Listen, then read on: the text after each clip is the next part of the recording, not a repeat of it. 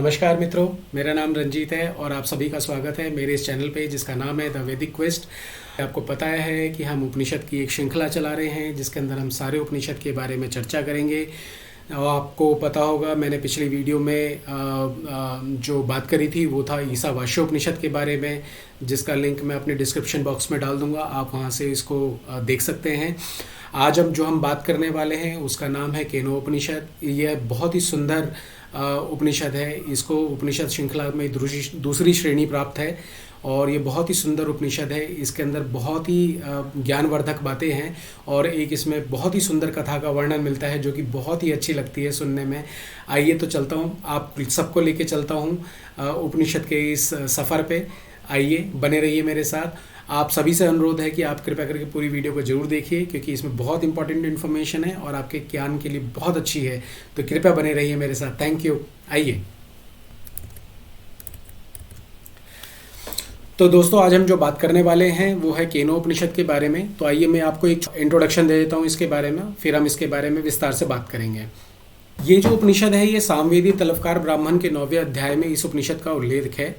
यह एक बहुत महत्वपूर्ण उपनिषद है। इसमें केन शब्द सबसे पहले आता है इसके श्लोक के अंदर, इसीलिए इसका नाम केनोपनिषद रखा गया। इस उपनिषद में 35 मंत्र हैं और इसके 4 खंड इसके अंदर हैं, जिसके अंदर पहले और दूसरे खंड में गुरु और शिष्य की वार्तालाप के बारे में बात की गई है, जिसमें गुरु से जो है शिष्य सवाल पूछता है और गुरु उसकी अपने शिष्य के सवालों का जवाब देते हैं और उसकी शंका को दूर करते हैं। तीसरे और चौथे अध्याय में, जो कि एक कथा का रूप है, इसके अंदर देवताओं को अभिमान हो जाता है और उसका मान मर्दन करने के लिए जो ब्रह्म है वह यक्ष रूप में प्रकट होते हैं और उनका अभिमान चूर्ण करके और उनको श्रेय मार्ग पर की ओर प्रेरित करते हैं। यह उपनिषद का लक्ष्य है। प्रथम और द्वितीय खंड के अंदर गुरु और शिष्य संवाद है, जिसके अंदर एक जिज्ञासु शिष्य जो है वो अपने गुरु से प्रश्न पूछता है जो कि इस प्रकार है। केनेशितं पतति प्रेषितः मनः, केन प्राणः पथम प्रेत युक्तः, केनिशीतां वाचमिमां वन्दति चक्षुः, श्रोतं च उदेव युनक्तिः। तो शिष्य जो है अपने गुरु से पूछते हैं, तो इसके उत्तर में जो है गुरु क्या बोलते हैं वो देखते हैं। श्रोतस्य श्रोतं मनसो मनो मनो वद यद वाचो ह वाचम स उ प्राणस्य प्राण चक्षुषः। इस मंत्र का एक बहुत ही बड़ा महत्व है। ये मंत्र तो मैंने आपके सामने बोल दिया है, बट इसका मतलब मैं आपको अभी समझाता हूँ। इसमें केनिशितं पतति प्रेषिताम मनः, इसमें जो शिष्य है वो अपने गुरु से पूछता है। मन का चिंतन करता है। अंतःकरण का एक हिस्सा है जिसमें 4 पहलू शामिल होते हैं। अब आपको इसमें समझ में नहीं आएगा तो मैं आपको थोड़ा सा इसको सिंपल करके बताता हूँ। इसका मतलब ये है कि शिष्य जो है अपने गुरुदेव से पूछता है, हे गुरुदेव, कौन वो प्रेरक है, यानी कौन वो है जो हमारे चारों अंतःकरण को उसकी क्षमता के अनुसार उसको कार्य करने की शक्ति प्रदान करता है। तो अब ये 4 अंतःकरण क्या है? तो जब हम मन की बात करते हैं तो मन अकेला शामिल नहीं होता है उसके अंदर, उसके साथ मन, बुद्धि, चित्त और अहंकार, ये चारों को मिला के मन का निर्माण होता है। तो ये चारों क्या है? मन का अंतःकरण है। तो शिष्य क्या पूछता है अपने गुरु से, हे गुरुदेव, वो कौन प्रेरक है, वो कौन है जो इन चारों अंतःकरण को उनकी कार्य करने की क्षमता प्रदान करता है। और दूसरा प्रश्न क्या पूछता है, क्योंकि इस श्लोक के अंदर अगर आप देखेंगे तो इसके अंदर 4 क्वेश्चन हैं जो शिष्य अपने गुरु से पूछता है। तो दूसरा क्वेश्चन जो है, केन प्राणः प्रथमः प्रतियुक्तः, तो इसमें ये क्या बोलते हैं, शिष्य क्या बोल रहे हैं कि वह कौन है जो इस प्राण को हमारे जीवन में फूंकता है।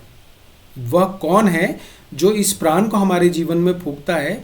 प्राण को जीवन को बनाए रखने की क्षमता कौन देता है? यानी प्राण जो हमारे शरीर में है उसको जीवन बनाए रखने की क्षमता कौन देता है, यानी जीवन बनाने की शक्ति उस प्राण के अंदर कौन डालता है। अब इसको थोड़ा सा और थोड़ा सा इलैबोरेट कर देता हूँ मैं आप सबके लिए कि जैसे प्राण जो है मुख्य रूप से वायु का नाम है, ठीक है।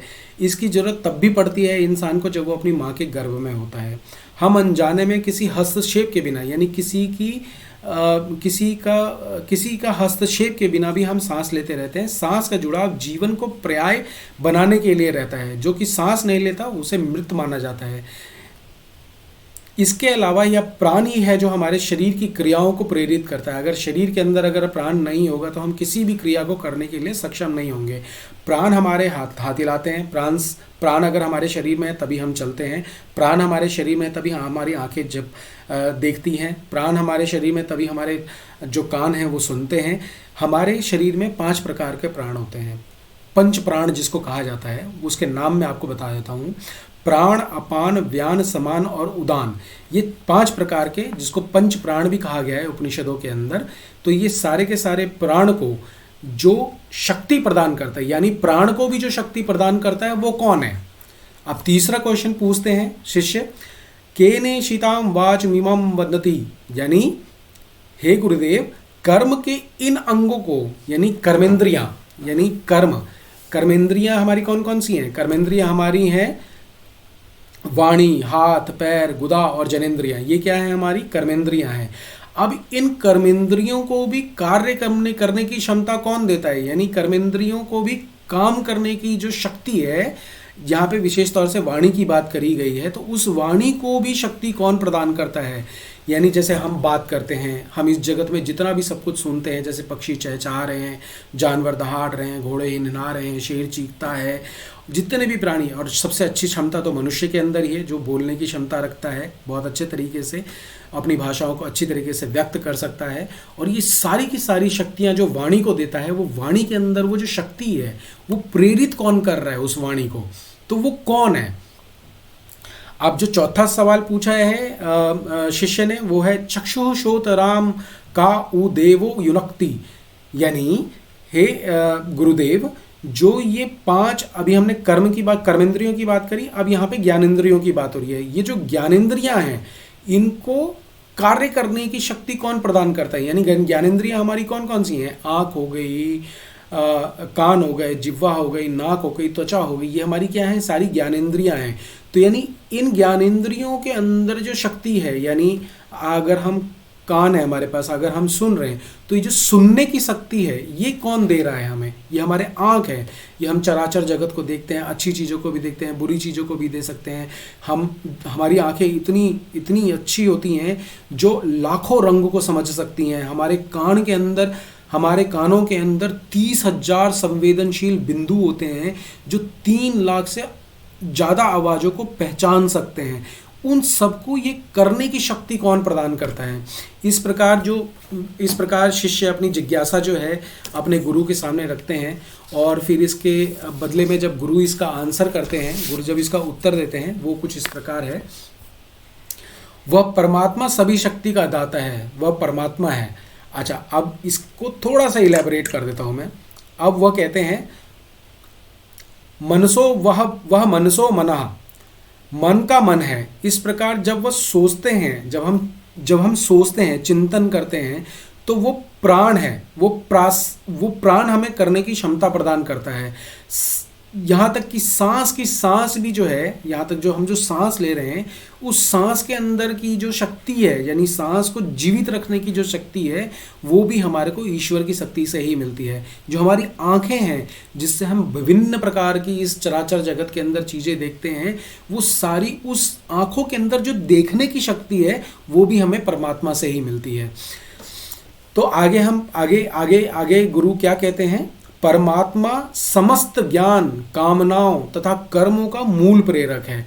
यह परमात्मा है जो ज्ञान और कर्म को, अंगों को अंतःकरण में गतिशील रखता है। यानी जो हमारे अंतःकरण, यानी हमारे मन, हमारे कर्मेंद्रियां, हमारे ज्ञानेंद्रियां, इन सबको गतिशील, हमारे प्राण जो सबसे बहुत इंपॉर्टेंट है, अगर आपके शरीर में प्राण नहीं होगा तो आप किसी भी चीज़ को करने में सक्षम नहीं होंगे। तो यानी जो ये सारी की सारी चीज़ों को जो गतिशील रखता है, वो परमपिता परमात्मा ही है। तो अगली लाइन में और क्या कहते हैं? अगली लाइन में जो गुरु हैं वो क्या कहते हैं? भगवान अपनी ज्ञान शक्ति के माध्यम से जीव को बेहोशी से जगाते हैं। दोस्तों, जब रात को आप सोते हो, सुबह अचानक आपकी नींद खुल जाती है। वो अचानक नींद कैसे खुल जाती है? वो अचानक कैसे नींद खुल जाती है? तो वो आपकी ज्ञान शक्ति के माध्यम से आपकी नींद खुलती है। जब आप ज्ञान शक्ति होती है, वो ज्ञान शक्ति कौन दे रहा है आपके शरीर के अंदर? तो वो भगवान के द्वारा ही आती है। और वो हम जब हम जगते हैं फिर हम विभिन्न प्रकार के कर्म में जुट जाते हैं। फिर वो जो हम कर्मों को कर रहे होते हैं उसके अंदर जो कर्मों को करने की शक्ति होती है वो भी हमें ईश्वर से ही मिलती है। इसके अलावा जीव जो भी कार्य करता है वो भगवान की क्रिया शक्ति के रूप में जानी जाती है। जीव जंतु जो भी वस्तु चाहता है उसकी सहायता से प्राप्त कर लेता है। यानी जो कुछ भी हम चाहते हैं अपनी कर्मेंद्रियों ज्ञानेंद्रियों की मदद से जब हम कर्म करते हैं तो वो सारी चीज़ों को प्राप्त कर देते हैं। इसको भगवान की इच्छा शक्ति कहा जाता है। आगे गुरुदेव ये भी कहते हैं कि जो देखने, सुनने, सोचने के लिए आँख, कान, मन जैसे उपकरणों की आवश्यकता पड़ती है, हमें सांस लेने की आवश्यकता पड़ती है। हम बिना देखे नहीं रह सकते, बिना सोचे सुने नहीं रह सकते, बिना सोचे नहीं रह सकते। लेकिन परमात्मा पर ये सब चीज़ें लागू नहीं होती हैं। वो उसकी ऊर्जा जो है अपार है। उसका पार पाना किसी भी, यहाँ तक कि देवी देवता के लिए भी उस परमपिता परमात्मा का पार पाना पॉसिबल नहीं है। अनंत ब्रह्मांड के अंदर जितने भी जीव जंतु, मनुष्य, पशु, पक्षी, जिसको एलियंस भी आप लोग कहते हैं, दूसरे ग्रहों पे जितने भी जीव हैं उन सब के अंदर परमात्मा का वास है। और उन सभी जीवों को परमात्मा जानते हैं और उन सभी जीवों के अंदर परमात्मा की ही ऊर्जा का संकेत है, ऊर्जा है, जिसकी वजह से वो सारे कार्य करने में सक्षम है। मगर परमात्मा को किसी प्रकार की ऊर्जा की आवश्यकता नहीं होती। वो स्वयं ऊर्जा स्रोत है, यानी वो सारी ऊर्जा का स्रोत वो खुद है। उनको किसी भी दूसरी चीज की आवश्यकता नहीं है। वही उन्हीं से, परमात्मा से ही सब कुछ, ये पूरा जगत व्याप्त हो रखा है। और गुरु एक और चीज कहते हैं कि परमात्मा को जो सर्वकर्ता होते हुए भी अहंकार की दृष्टि से उसे नहीं मानता, यानी परम पिता को अपने अहंकार की वजह से हम नहीं मानते हैं, वह अज्ञानी और मूर्ख है। गुरु लास्ट में ये कह के बात खत्म करते हैं। और इसको समझाने के लिए गुरु जी ने एक कथा भी बताई गई है इस उपनिषद के अंदर, जिसके अंदर एक देवताओं के बीच में और एक यक्ष के बीच का संवाद है। तो आइए मैं आपको उसके बारे में कुछ बताता हूँ। तीसरे खंड में देवताओं का अहंकार का मान मर्दन किया गया है ब्रह्म के द्वारा। होता क्या है कि एक बार उस ब्रह्म ने देवताओं को माध्यम बनाकर असुरों पर विजय प्राप्त कर ली।